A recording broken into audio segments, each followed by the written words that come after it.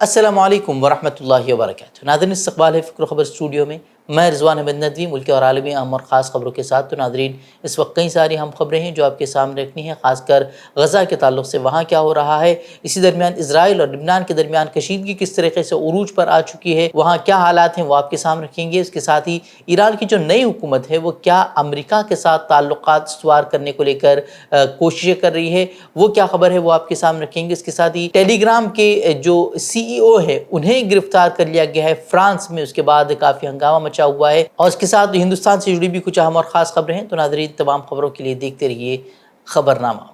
Israel और लिबनान के माबैन कशीदगी बढ़ती जा रही है। हमलों और जवाबी हमलों का सिलसिला जारी है और ऐसा महसूस हो रहा है कि आने वाले दिनों में इज़राइल लिबनान के दरमियान कशीदगी उरूज पर पहुंच सकती है और एक बड़े जंग की तरफ खित्ते को धकेल सकती है।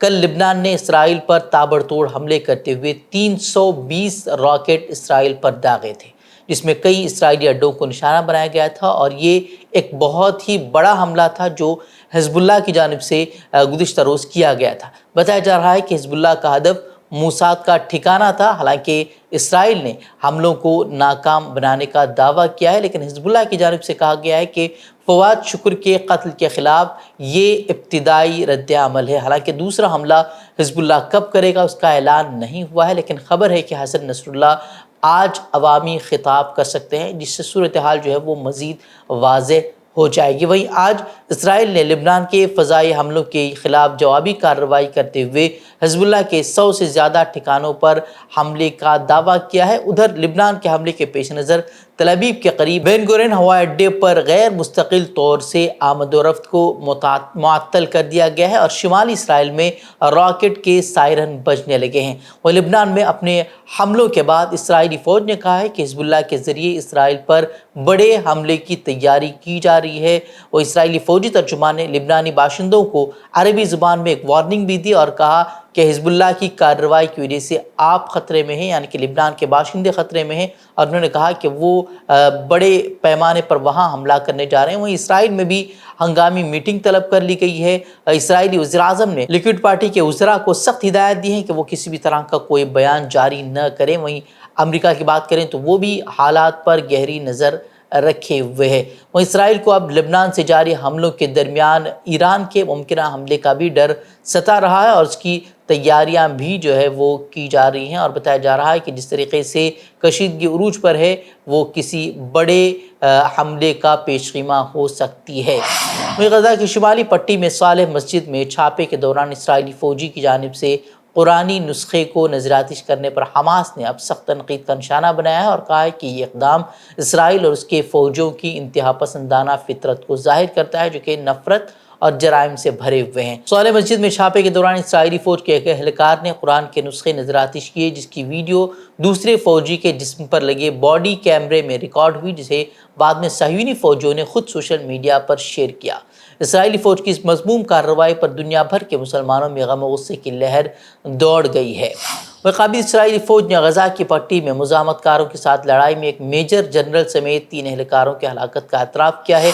गज़ा की पट्टी में फ़लस्तीनी वज़ारत सेहत का कहना है कि काबिज़ इसराइली फ़ौज ने गुज़िश्ता 48 घंटों के दौरान गज़ा की पट्टी में 5 ख़ानदानों का इज्तिमाई क़त्ल-ए-आम किया है। वज़ारत ने प्रेस बयान में कहा कि काबिज़ सहयूनी फ़ौज की तरफ से किए गए क़त्ल-ए-आम में 69 फ़लस्तीनी शहीद और 212 ज़ख्मी हुए हैं। बुरेज पनाह गुज़ीन कैंप पर भी आज इसराइली तोपखाने की गोलाबारी में कई फ़लस्तीनी जो है वो शहीद हुए हैं।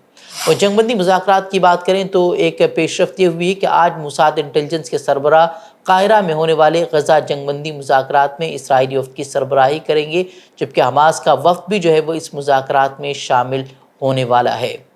फ्रांसीसी पुलिस ने समाजी राब्ते की वेबसाइट टेलीग्राम के चीफ एग्जीक्यूटिव पावेल को पेरिस के शिमाल में वाक़े एक हवाई अड्डे से गिरफ्तार किया है। 39 साला चीफ एग्जीक्यूटिव को मकबूल मैसेजिंग ऐप से मुताल्लिक़ जराइम के इल्ज़ाम में वारंट के तहत गिरफ्तार किया गया है। टेलीग्राम दरअसल एक ऐसी एप्लीकेशन है जिसका इस्तेमाल हर वो तंजीम करती है जिन पर मेटा या दूसरे प्लेटफॉर्म पॉलिसी की खिलाफ वर्जी के नाम पर बैन लगाए हुए हैं। हमास की तंजीम भी इसराइली फ़ौज पर जारी हमलों की मालूमात देने या दूसरे पैगाम जारी करने के लिए इसी ऐप का सहारा लेती है। यहाँ तक कि इसराइली फ़ौजों को जो चुन चुन कर मारने की वीडियो جاری کی جاتی ہے وہ اسی ایپ پر جو ہے وہ پوسٹ کی جاتی ہے. خاص کر اس کا استعمال روس، یوکرین اور سابق سوویت یونین کی ریاستوں میں بھی جو ہے اس اپلیکیشن کا استعمال مقبول ہے.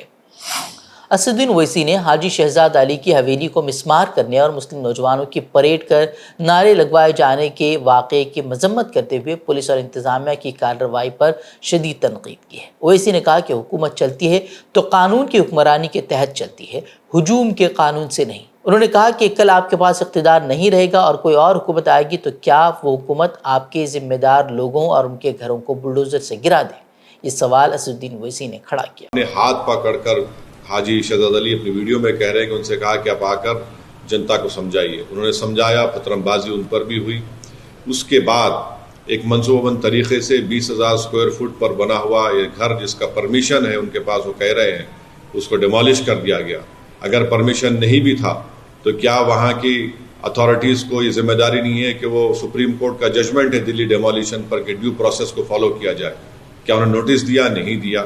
اور فوراً بلڈوزر کے ذریعے ان کے گھر کو توڑ دیا گیا، زمین دوز کر دیا گیا. اور اس کے بعد وہاں پر مدھیہ پردیش کی چھترپور کی پولیس چند ایلیج لوگوں ایکیوز کو گرفتار کر کے ان کی بے عزتی کرتی ہے، روڈ پر ان کو چلاتی ہے اور ان کے زبان سے نعرے لگواتی ہے. میں یہ کہنا چاہوں گا کہ سرکاریں چلتی ہیں تو رول آف لا سے چلتی ہے، رول آف موب کے ذریعے نہیں. جو کچھ وہاں پر ہوا رول آف موب کے مظاہرے ہو رہے ہیں. اور بی جے پی کی سرکار کو، بی جے پی کے لوگوں کو بتانا چاہ رہا ہوں مدھیہ پردیش کے کہ آج اقتدار اور ستہ آپ کے پاس ہے، کل آپ کے پاس نہیں رہے گی.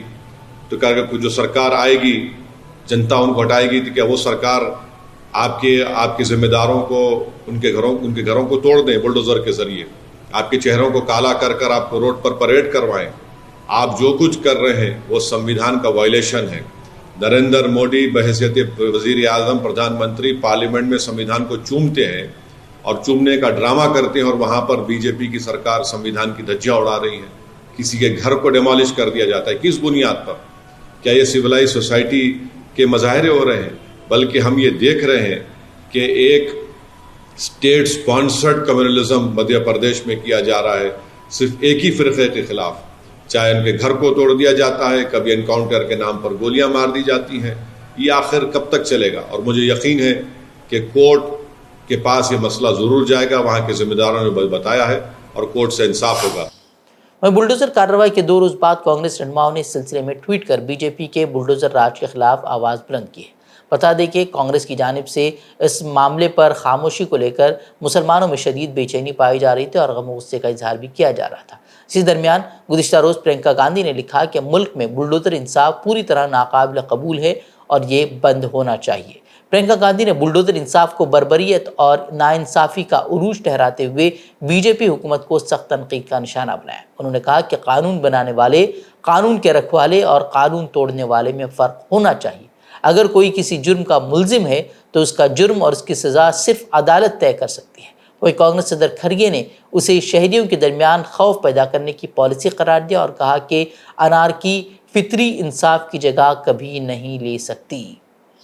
مختار انصاری کے بیٹے اور بی ایس پی کے رکن اسمبلی عباس انصاری کو الہ آباد ہائی کورٹ سے ایک معاملے میں ضمانت مل گئی ہے.